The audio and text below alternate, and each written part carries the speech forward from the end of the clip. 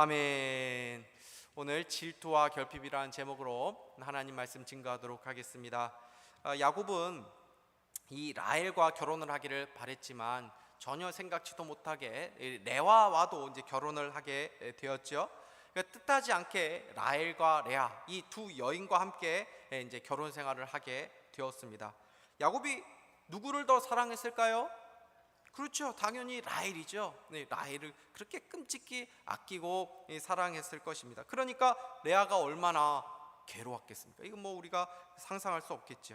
그런데 하나님께서 레아의 사랑받지 못함을 보시고 자녀를 주셨다라고 성경이 이제 말씀합니다. 우리 하나님이 어떤 분이시라는 것입니까?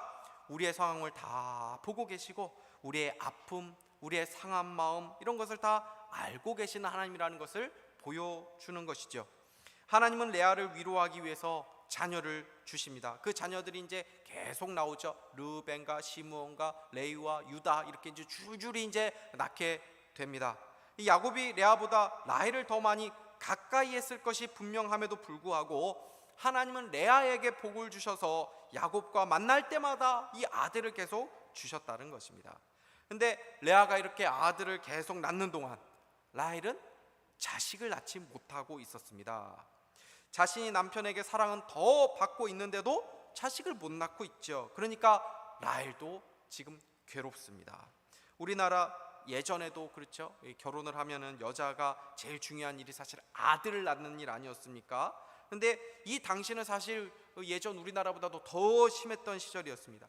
그 당시에는 아들을 못 낳으면 마치 신의 저주를 받은 그런 여인이다라는 그런 낙인이 찍혀지곤 했기 때문입니다. 레아가 자식을 낳을 때마다 이름을 지었는데 그 이름의 뜻이 무엇입니까? 르우벤이라는 뜻은 보라 아들이다. 하나님께서 나의 괴로움을 보시고 아들을 주셨다라는 뜻으로 이제 이 르우벤이라는 이름을 붙여지게 됩니다. 그리고 둘째는 시므온이죠. 시므온은 무엇입니까? 들으셨다. 여호와께서 나의 간구, 나의 소원을 들어서 이렇게 응답해 주셨다라는 뜻으로 시므온이라고 짓게 됩니다. 그리고 막내 이 넷째도 유다 이름도 무엇입니까? 여호와를 찬양하라, 찬송하라. 하나님께서 내 그 괴로움을 보시고 복을 주셨다 하면서 하나님을 찬양하라라는 이름으로 짓습니다. 그러니까 레아는 아들을 낳을 때마다 이 자녀들이 하나님께서 나에게 주셨다, 하나님의 복이다라는 것을 고백을 한 것입니다. 그러니까 라헬의 입장에서 보면 어떻습니까? 자신은 하나님께 복을 받지 못하는 여인이 돼버린 거죠. 라헬은 자신이 이쁘다는 것을 알았을 것입니다. 여러분, 외모가 나름대로 좀 괜찮은 사람들은 남들이 너 이쁘다, 너 잘생겼다 말해주지 않아도 스스로가 잘 압니다. 특별히 이 언니하고는 상대가 안 된다고 분명히 생각을 했겠죠. 그런데 자신의 언니는 아들을 저렇게 잘 낳는데 자기는 아들 하나 낳지 못하고 있으니까 자존심도 너무 상하고 너무나도 스트레스도 많이 받은 것입니다. 그러니까 하루는 남편 야곱에게 이 화를 내면서 말하죠. 내게 자식을 낳게 하라. 그렇지 않으면 내가 죽으리라. 이렇게 이제 말을 합니다. 얼마나 극심한 스트레스를 받았으면 이렇게까지 말을 했겠습니까?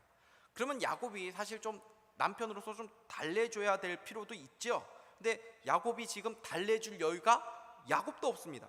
당시 야곱은 잠도 잘 자지 못하면서 참 고되게 일을 하고 있었고 또 이 두 여자, 이 결혼을 둘 다 해가지고 그 두 여자 사이에서 시기와 경쟁 거기에 껴가지고 야곱 본인도 죽을 지경인 것입니다. 그렇기 때문에 사실은 공감을 해주어야 함에도 불구하고 라헬이 이렇게 대뜸 화를 내니까 그렇게 반응을 할 수 없었죠. 그래서 뭐라고 말합니까? 아니 내가 하나님입니까? 뭐 내가 노력을 안 하는 것도 아니고 나도 나름대로 노력을 하는데 안 생기는 걸 어떡합니까? 하나님이 주시는 건데 내가 그렇게 아들을 낳게 하는 무슨 뭐 비법이 있는 것도 아니고 내가 신이 아니지 않습니까? 라고 말을 하죠. 맞는 말 아닙니까? 맞는 말이죠.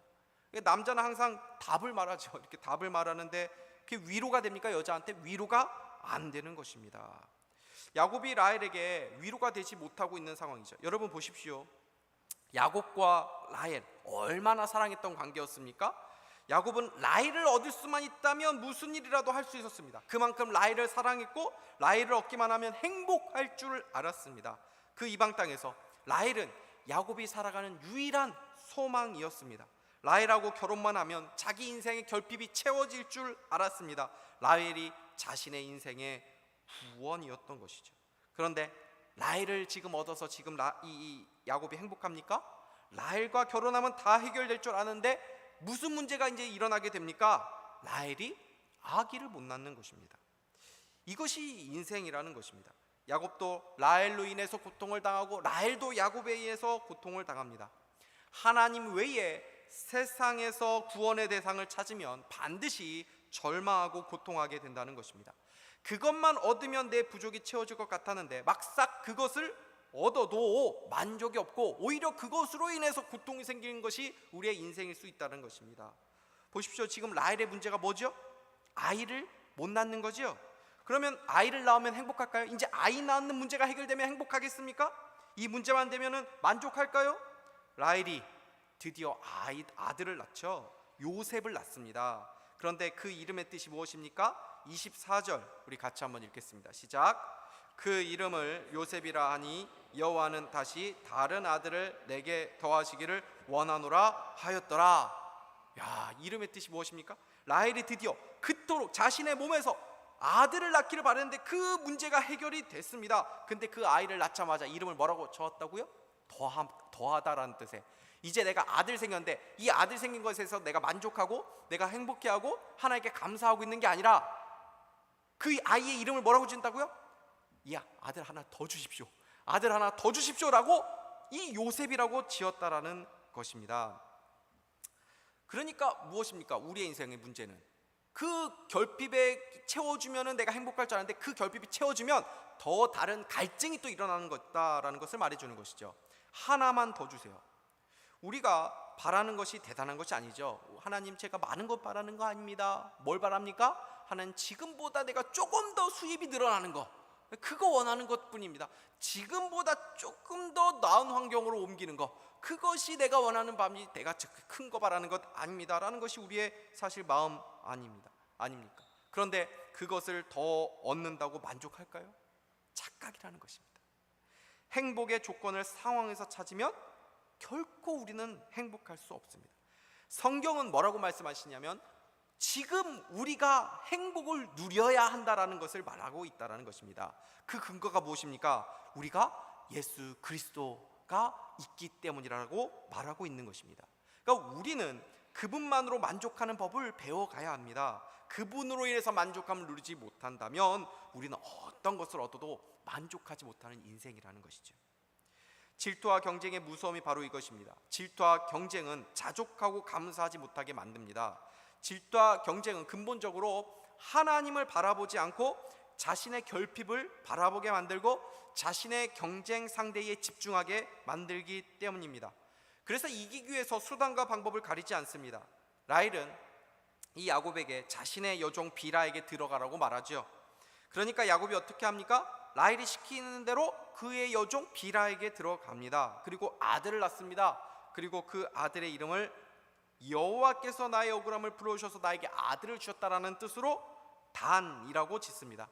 그리고 또 그 여종, 이 라헬의 여종 이 빌하를 통해서 두 번째 아들이 태어나는데 납달리라는 이름을 짓죠. 우리 8절을 한번 읽어보도록 하겠습니다. 시작. 라헬이 이르되 내가 언니와 크게 경쟁하여 이겼다 하고 그의 이름을 납달리라 하였더라. 여러분, 근데 사실 좀 이게 애처롭죠. 그 이름의 뜻이. 왜냐하면 언니는 이미 4명의 아들을 자기의 몸에서 직접 낳았습니다. 그런데 이 라헬은 자기의 몸에서 낳은 아들도 아니고 첩을동에서 이제 고작 이제 2명 낳은 것입니다. 사실 스코어로 따져도 4대2밖에 안 되는 것이죠. 내가 크게 경쟁해서 이겼다라고 하기에는 뭔가 상황이 그렇게 좀 애처롭죠. 그러니까 어떻게 보면은 정신승리라고도 말할 수 있을 정도로 이게 좀 말이 안 맞는 것을 지금 하고 있는 이름을 지은 것입니다. 지금 왜 라헬이 이러한 마음 상태를 보여주는 것입니까? 출산을 지금 하나의 경쟁으로 생각을 하고 있기 때문입니다. 라헬이 그의 여종을 통해서 낳은 아들의 이름을 납달리라고 붙여줌으로 인해서 출산 경쟁을 지금 본격화시키죠. 그렇지 않겠습니까? 라헬이 계속 이 아이를 부릅니다. 뭐라고요? 납달리, 납달리, 납달리, 납달리. 무슨 뜻이라고요? 내가 언니와 경쟁해서 크게 이겼다. 내가 언니와 경쟁해서 크게 이겼다. 이게 납달리란 이름의 뜻이라고요. 그러니까 그것을 들을 때마다 레아의 마음이 어떻습니까? 이 경쟁 심리, 이 질투심이 이제 불타게 되죠. 자극을 받게 되지 않습니까? 그러니까 레아가 그 전에는 하나님이 주신 복에 대해서 자족하고 감사했는데 라헬로 인해서 어떤 생각을 이제 가지게 됩니까? 질투심에 불타오르게 되죠. 야, 이제 내가 여기서 가만히 있어서는 안 되겠구나. 그래? 네가 네 여종을 통해서 자식을 낳았어? 그럼 나도 내 여종이 있으니까 내 여종을 통해서 아이를 더 낳겠다. 그래서 레아도 자신의 여종을 야곱에게 줍니다. 그래서 아이를 낳죠. 그리고 그 이름을 뭐라고 짓습니까? 행운이라는 뜻의 갓이라고 짓고, 또 이제 그 여종 실바에게서 둘째 아들이 나오는데 이때는 행복이라는 뜻의 아셀이라고 짓습니다. 보십시오. 그 전에 하나님의 그 주신 은혜에 대해서 감사하면서 지었던 이름과 지금 자기가 그 경쟁 심리에 불타서 그 질투심으로 인해서 그 여종을 통해서 낳은 아들의 이름에 그 의미가 다르죠. 처음에는 신앙적인 이름이 들어가지 않았습니까? 그런데 지금 자기가 경쟁심에 불타서 이제 아이를 낳았을 때 그 아들의 이름들에는 어떤 이름이 들어옵니까? 세속적인 이름을 짓게 된 것입니다. 처음에는 하나님의 은혜에 감사했지만 라헬과 경쟁을 시작하면서 이제 막 하나님을 바라보기 시작한 이 레아의 고요한 마음이 다 깨져버리죠. 그리고 이제 레아의 시야에서는 하나님이 사라져버리고 누가 들어옵니까? 자신의 경쟁 상대인 라헬이 가득 들어오게 된 것입니다. 경쟁과 질투는 나도 모르는 사이에 나의 믿음과 나의 신앙을 무너뜨리게 만드는 독이 됩니다. 나만 망가지는 것이 아닙니다. 나의 주변 사람도 망가뜨리는 것이죠. 보십시오. 시간 지나 아이들이 자라던 어느 날 밀추수를 하는 그 계절에 돌아왔는데 레아의 아들 이 맏아들 이 르우벤이 들에서 합 한 채를 가지고 와서 어머니 레아에게로 줍니다. 우리 14절을 같이 읽겠습니다. 시작. 밀 거둘 때 르우벤이 나가서 들에서 합 한 채를 얻어 그의 어머니 레아에게 드렸더니 라헬이 레아에게 이르되 언니의 아들의 합 한 채를 청구하노라. 이 합 한 채라는 것은 그 고대 근동에서 약간 최음제 또는 뭐 강장제라고, 그러니까 그 당시에는 이것을 먹으면, 이 식물을 먹으면 아들을 낳을 수 있다라는 나름대로의 그런 어떤 소문이 있었던 것 같습니다. 근데 그것을 이제 르우벤이 이 자기 어머니 레아에게 갖다 준 것이죠. 여러분, 이게 무엇을 의미하는 것입니까? 르우벤은 어머니가 아버지 야곱에게 사랑받지 못한다는 것을 알았다는 것입니다. 그리고 어머니와 또 라헬 사이에서의 그런 경쟁이 있다라는 것을 알았던 것입니다. 그러니까 르우벤이 행복했겠습니까? 나중에 레아와 라헬의 그 경쟁 구도가 그 자녀들에게도 그대로 나타나는 것을 보게 되죠. 그래서 거기서 요셉이 팔려가는 비극적인 일도 일어나게 되는 것입니다. 시기와 질투가 있으면 그것은 나만을 파괴시키는 것이 아니라 내 주변 사람들을 황폐화시키는 일도 일어나게 된다는 것입니다. 라헬이 언니 레아에게 그 합 한 채 가지고 있다라는 그 이야기를 듣고 언니에게 이제 합 한 채를 달라고 요구를 합니다. 이때 레아가 화를 냅니다. 네가 내 남편을 빼앗은 것도 모질라서 이제는 이 합 한 채까지 빼앗으려고 하느냐 하면서 이렇게 화를 내죠. 이때 라헬이 거래를 합니다. 합 한 채를 언니가 나한테 주면 오늘 밤에 야곱을 언니에게 주겠다, 이런 얘기를 합니다. 이 사실을 모르고 일을 마치고 돌아온 이 야곱에게 레아가 그래서 당당하게 말합니다. 우리 16절 말씀 같이 읽겠습니다. 시작. 저물 때에 야곱이 내게로 들어오라. 내가 내 아들의 합 한 채로 당신을 샀노라. 그 밤에 야곱이 그와 동침하였더라. 여러분, 이 상황이 이해가 되십니까? 남편을 두 여인이 합 한 채로 지금 거래를 하죠. 레아는 야곱에게 오늘은 내가 당신을 샀으니 라고 표현을 합니다. 여기서 보게 되는 것이 무엇입니까? 두 여인 모두 야곱에 대한 사랑이 없다라는 것이죠. 남편으로서 야곱을 한 존재로 인식을 하는 것이 아니라 이 야곱을 어떤 존재로 생각합니까? 자신의 목적을 이루는 수단으로, 도구로 여기고 있다는 것을 보게 되는 것입니다.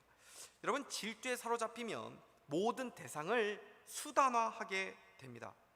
부모가 가장 사랑하는 대상이 자녀들이죠. 그래서 자녀들의 성공을 위해서 부모가 얼마나 많은 희생을 합니까? 그런데 그 희생과 그 사랑을 가만히 잘 보면 그것이 정말 자녀를 위한다기보다는 부모를 위해서 자녀의 성공을 바라는 경우들이 있을 수 있는 것이죠. 자녀가 성공을 하고 자녀들이 남들 앞에서 자랑스러운 인물이 되어야 자신도 성공한 인생이라고 여겨지는 경우들이 있다는 것입니다. 저 집 아이는 뭐 명문대학도 들어가고 또 좋은 직장에 들어가고 좋은 사위, 좋은 며느리를 얻었는데 우리 자녀들이라면은 뭐 우리도 그게 뒤떨어지지 않는데 그 정도는 되어야 한다는 거 아닌가라는 질투심이 일어날 수 있는 것이죠. 그래서 그 자녀를 정말 위하는 것 같지만 결국 무엇입니까? 그 자녀들조차도 나의 어떤 목적을 이루기 위한 수단으로 생각하는 경우들이 있을 수 있다는 것입니다. 목회도 마찬가지입니다. 이 신학교를 이제 3년간 이렇게 다니면 기숙사 생활도 이제 주로 하게 되는데, 이제 그렇게 되면은 이제 대충 그 동기들이나 뭐 선후배들이나 이렇게 대충 그 사람의 어떤 인격이라든지 어떤 수업을 듣는 어떤 그런 태도라든지 어떤 경건 생활이라든지 그런 걸 서로가 이제 좀 알게 되거든요. 근데 신학교 다닐 때 나보다 뭐 공부도 이렇게 성실하게 하지도 않았고 경건 생활도 게을렀던 동기가 있는데 막 그 동기가 나중에 보니까 막 더 큰 교회 막 목회를 하고 그러면은 내가 그렇게 뒤처지는 게 아닌데 하면서 시기가 들 수 있을 수 있는 것입니다. 그러면 성도들을 어떻게 여기게 됩니까? 수단화할 수 있죠. 목회를 더 크게 하기 위한 도구로 여기게 될 수 있는 것입니다. 직장에서도 승진을 위해서 아랫사람이나 윗사람을 도구화할 수 있는 것입니다. 보통 먼 관계는 경쟁하거나 어떤 시기심이 일어나지 않습니다. 연예인이 이쁘다고 해가지고 질투하지 않습니다. 가까운 관계가 시기의 대상이죠. 내 형제들, 내 친구들, 내 동기들. 그래서 사촌이 땅을 사면 배가 아픈 것입니다. 그래서 우리 주변 사람들이 잘 되는 것을 진심으로 축복해 주지 못합니다. 시기와 질투는 자신도 파괴하지만 내 주변 사람들, 이 소중한 사람들과의 관계도 파괴시키는 것입니다. 근데 여기서 보십시오. 정작 합한 채를 얻은 라헬은 자녀를 낳지 못합니다. 그리고 오히려 그 레아가 또 아들을 낳게 됩니다. 이것은 무엇을 말해줍니까? 합한 채가 중요한 것이 아니다라는 것이죠. 아들을 주시는 분이 누구입니까? 하나님이시다는 것을 보여주는 것입니다. 태의 문을 열어주시는 분이 하나님이시라는 것을 성경이 말씀하고 있는 것입니다. 라헬이 자신의 몸에서 자녀를 가지지 못하다가 비로소 언제 이 아이를 낳게 됩니까? 아들을 낳게 됩니까? 하나님께서 라헬을 생각해 주실 때입니다. 22절 우리 같이 한번 읽겠습니다. 시작. 하나님이 라헬을 생각하신지라 하나님이 그의 소원을 들으시고 그의 태를 여셨으므로. 합한 채가 중요한 것이 아니라 하나님이 하셔야 된다는 것입니다. 여러분, 우리가 생각하는 합한 채가 있을 수 있습니다. 그 합한 채만 있으면 이 문제가 해결될 수 있을 텐데 라고 생각하는 그것이 있을 수 있습니다. 그것이 뭐 돈이 될 수도 있고 또 내가 원하는 자리를 좀 보장해 줄 수 있는 어떤 힘 있는 사람이 될 수도 있을 것입니다. 그러나 그것으로 되는 것이 아니라는 것입니다. 합한 채로 되는 것이 아니라는 것입니다. 하나님이 라헬을 생각하신지라. 여러분, 하나님이 생각해 주시는 인생이 될 수 있기를 주님의 이름으로 축복합니다. 하나님이 생각해 주시면 다 되는 것입니다. 하나님의 은혜를 입으면, 하나님의 긍휼을 입으면 되는 것입니다. 그러면 하나님이 누구에게 은혜를 베풀어 주십니까? 겸손하게 하나님의 은혜를 구하고 하나님 앞에 나와서 하나님만이 나의 의지요 나의 소망이라는 것을 고백하면서 하나님께 도움을 구하는 인생인 줄 믿으시기를 바랍니다. 하나님이 언제 라헬을 생각해 주십니까? 라헬이 이제 자신의 여종을 통해서도 뭐 되지도 않고 합한 채를 먹는다고 해서 되지도 않고 내가 합한 채를 먹었는데 합한 채를 먹은 내가 아들을 낳기는커녕 그동안에 오히려 그 언니에게서 아들도 나오고 딸도 나오는 것을 보면서 이제는 내가 이렇게 해서 되는 것이 아니구나 라고 생각하며 하나님 앞에 자신의 소원을 아랬을 때, 하나님 앞에 기도했을 때 하나님께서 라헬을 불쌍히 여기시고 태의 문을 마침내 열어주셨다는 것입니다.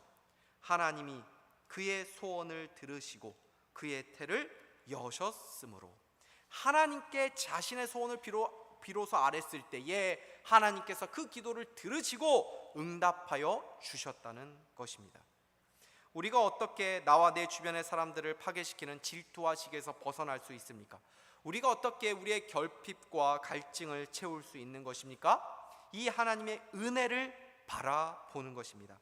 레아에게도 은혜를 베푸셨지만 라헬에게도 하나님은 은혜를 베풀어 주셨습니다. 보십시오. 레아의 출산과 라헬의 출산을 합해서 이스라엘의 12지파를 완성해 가시는 하나님의 뜻이 이루어지게 됩니다. 라헬과 레아가 이것을 알았다면 서로 시기했겠습니까? 서로 축하해 주었을 것입니다. 우리는 나에게 베푸시는 하나님의 은혜에는 우리가 감사를 하는데 다른 사람에게 베푸시는 하나님의 은혜에 대해서는 질투를 할 때가 있습니다. 하나님이 베푸시는 은혜조차도 우리가 비교할 때가 있다는 것입니다. 그러나 나에게 주시는 하나님의 은혜와 그 사랑의 분량과 분깃에 우리는 만족하고 감사해야 합니다. 2달란트를 받았더라도 그것에 감사하면서 온전히 충성하면 동일한 칭찬을 얻게 되는 줄 믿으시기를 바랍니다. 나를 통해서 하나님께서 일하시듯이 다른 일을 통해서도 하나님의 나라를 세워 가시는 것입니다. 이것을 사도 바울이 알았기 때문에 사도 바울이 감옥에 갇혀 있을 때에 그 사도 바울을 질투하는 마음으로 밖에서 막 복음을 전하는 사람들이 있었거든요. 그 소식을 들었을 때 사도 바울이 뭐라고 고백을 합니까? 무슨 방도로 하든지, 뭐 거칠애로 하나 진심으로 하나 무슨 방도로 하든지 전파되는 것은 그리스도니 이로써 내가 기뻐하고 또 기뻐하리라. 사도 바울은 질투하지 않았습니다. 왜요? 모든 것이 합력해서 선을 이루어 가시는 그 하나님 나라의 역사를 알고 그 하나님 나라의 관점을 가졌기 때문입니다. 이 하나님의 나라의 관점을 가지면 다른 이들이 잘 되는 것을 기뻐할 수 있다는 것입니다. 오늘 이 말씀을 마치면서 야곱의 가정을 향한 하나님의 은혜를 두 가지로 우리가 생각해 보면 좋겠습니다. 첫 번째는 야곱의 가정을 향한 하나님의 다루심을 우리가 계속 보게 된다는 것입니다. 야곱과 레아와 라헬 이 세 사람들은 모두 하나님을 배워가고 있는 과정에 있는 것을 보게 됩니다. 그래서 그들의 말 속에 하나님이 계속 언급되어 나오고 있죠. 여러분, 이것은 사소하게 지나갈 일이 아닙니다. 왜냐하면 야곱도 사실 이제 하나님을 알아가는 걸음마 단계에 있었고 레아와 라헬도 사실 하나님을 그렇게 잘 아는 사람들이 아닌 상황이었습니다. 그건 뭐 초신자들입니다. 그런데 이 야곱과 레아와 라헬이 어려운 상황에서 항상 어떤 말을 하게 되냐면 하나님이라는 말을 하게 되는 것을 보게 됩니다. 야곱이 자식을 나에게 낳게 하라 라는 그 라헬에게 뭐라고 말합니까? 내가 하나님이냐? 라고 대답을 했죠. 그 의미가 무엇입니까? 하나님만이 아들을 주실 수 있다라는 신앙 고백이 그 안에 담긴 것입니다. 이거 놀라운 고백이죠. 야곱의 마음에 하나님이 계신 것입니다. 야곱은 밖에서도 시달리고 밖에서도 안식이 없었죠. 집에 오면 안식이 있어야 되는데 집에서도 죽을 지경입니다. 집에서도 안식이 없었습니다. 그러니까 어디에도 소망이 없고 어디에도 안식이 없었기 때문에 늘 누구를 바라보게 되었습니까? 하나님. 그 어려운 고난 중에서 야곱은 그래서 하나님을 생각하며 살았다는 것을 보게 되는 것입니다. 레아와 라헬도 마찬가지입니까? 좌절이 있었고 아픔이 있었고 스트레스와 압박감과 결핍에 시달렸지만 오히려 그런 과정을 통해서 레아와 라헬도 하나님을 바라보게 되는 과정이 되었다는 것입니다. 우리도 마찬가지 아닙니까? 우리 모두도 다 사랑받기를 더 원하는 사람들이지 사랑을 주기에는 굉장히 어색한 사람들입니다. 서로 내 마음 좀 알아달라고 그렇게 싸우는 것이지 상대방의 마음을 헤아려 줄 여유가 없는 것입니다. 내가 상대방에게 효용성이 있어야 안심이 되지 나의 효용성이 떨어지면 마음이 불안하죠. 그래서 나이가 들면 내가 사랑받지 못하는 것 아닌가, 내가 짐스러운 존재가 되고 있는 것 아닌가 하면서 불안감을 느끼고 내 존재의 가치가 떨어지는 것에 대한 우울한 마음이 문득 들 때가 있는 것입니다. 이 세상 어디에서도 우리가 참된 안식을 얻고 참된 만족을 누릴 수 없다라는 것을 우리는 알고 있는 것이죠. 왜요? 이 세상은 조건적인 사랑이 있기 때문입니다. 근데 놀랍게도 우리가 이 세상에서 결코 누릴 수 없는 사랑을 받고 있다라고 성경은 말씀합니다. 그 사랑이 무엇입니까? 예수님의 사랑입니다. 그분은 우리가 사랑받을 만해서 사랑하시는 것이 아니라 우리가 아직 죄인 되었을 때에 그리스도께서 우리를 위해서 죽으심으로 하나님이 우리에 대한 자신의 사랑을 확증하셨다라고 말씀하고 있는 것 아닙니까? 그래서 이 예수님을 바라보면 우리는 안심하게 되고 나의 결핍이 채워지게 되고 참된 사랑 안에 거하게 된다는 것입니다. 이것을 깨닫도록 하기 위해서 하나님은 우리가 자꾸 다른 것을 바라보고 의지하고 소망할 때 우리에게 좌절을 주시고 고통을 겪게 하시는 것입니다. 그런 과정을 통해서 야곱과 그의 가정을 다루시듯이 우리를 다루어 가시는 것입니다. 이것이 하나님의 은혜라는 것입니다. 두 번째로 생각하는 것은 결국 지푸라기 같은 우리의 인생을 통해 하나님의 일을 이루어 가시는 하나님의 신실하심입니다. 오늘 본문은 이스라엘의 12지파를 완성해 가시는 하나님의 일하심을 보게 되죠. 그런데 야곱이 그리고 레아와 이 라헬이 12지파를 만들어가는 과정을 한번 보십시오. 무슨 사명감을 가지고 어떤 거룩한 그런 마음을 가지고 내가 하나님의 12지파 이 거룩한 뜻을 이루어 가야겠다라는 그런 마음을 가지고 한 것이 아닙니다. 레아와 라헬 두 여인의 경쟁 사이에서 하루는 이 아내에게 들어갔다가 하루는 저 아내에게 들어갔다가 때로는 자기들끼리 거래해가지고 우리가 결정했는데 당신은 오늘 저 여인에게 들어가시오 해가지고 야곱은 그 자신의 의지와 상관없이 이렇게 아이를 또 만들게 되고 그런 과정들입니다. 근데 놀라운 것이 무엇입니까? 그렇게 하루하루 고단한 그들의 인생 가운데 하나님께서 하나님의 일을 지금 하고 계신 것을 우리가 보게 된다는 것입니다. 야곱을 보시면 그의 한평생 하나님을 위해서 내가 한번 살아봐야겠습니다라고 거창하게 결단하고 헌신한 것이 없습니다. 그냥 하루하루 자신의 눈앞에 있는 문제들을 헤쳐가기 버거운 인생이었고 입에 풀칠하기 바쁜 인생이었습니다. 그런데 하나님께서는 어느덧 이 지렁이 같은 이 야곱의 삶을 통해서 12지파를 완성해 가셨다는 것입니다. 야곱뿐입니까? 라헬과 레아도 마찬가지입니다. 서로 질투와 시기 속에서 출산 경쟁을 펼쳤을 뿐이지 거기에 무슨 하나님의 거룩한 뜻을 생각하면서 사명감을 가지고 애를 만들어낸 것입니까? 그것이 아닙니다. 오히려 그 출산 레이스를 통해서 더 빨리빨리 아들을 만들어낸 그런 것을 보게 되는 것 아닙니까? 때로 하나님을 수단화하고 죄성으로 점철된 질투와 욕망으로 출산 경쟁을 했지만 그 와중에도 하나님은 레아와 라헬을 모르는 그 놀라운 계획을 이루어 가시고 그들을 기억해 주셨다는 것입니다. 그래서 오늘 본문에서 반복되는 구절이 무엇입니까? 17절 상반절에 이렇게 되어 있죠. 하나님이 레아의 소원을 들으셨으므로 22절도 하나님이 라헬을 생각하신지라. 하나님의 뜻을 이루기 위해서 그러한 소원을 품 게 아닙니다.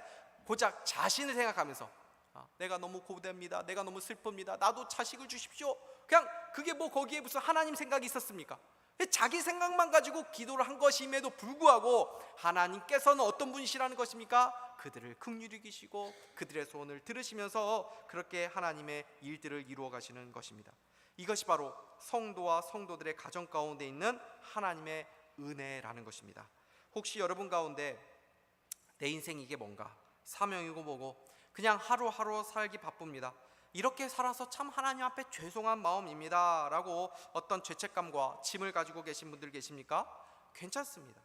사실 우리 모두 거창한 사명이나 비전을 가지고 살아가는 게 아니라 어쩌면 그냥 사니까 사는 거고 먹고 살아야 되니까 살아가는 인생이 많을 수 있습니다. 그런데 그저 그렇게 살아가는 그 신자의 삶의 영광이 무엇입니까? 그렇게 먹고 사는 일도 쉽지 않고 하루하루 그냥 버티며 견디며 살아가는 인생 속에서 놀랍게도 우리도 모르는 사이에 하나님은 우리의 삶을 통해 일하고 계시고 어느덧 우리를 통해서 하나님의 뜻과 계획을 이루어 가신다는 것입니다. 우리의 자녀들이 뭘 안 해도 그 존재만으로도 부모에게 기쁨이 되는 것처럼 하나님의 자녀들은 그 존재만으로도 하나님의 기쁨이요 또 살아가는 것만으로도 하나님의 뜻과 계획은 하나님께서 이루어 가신 줄 믿으시기를 바랍니다. 이 소망 가지고 우리에게 주어진 삶이 야곱처럼 참 안식이 없는 것 같고 참 고단하고 참 우겨쌈을 당하는 인생이라 할지라도 하나님께서 우리의 인생을 통해서 일하고 계시다는 믿음을 가지고 포기하지 말고 성실하게 살아감으로 마침내 하나님의 거룩한 뜻을 이루어드리며 하나님의 영광을 드러내는 복된 우리의 삶과 우리의 가정 다 될 수 있기를 주님의 이름으로 축복합니다. 기도하겠습니다.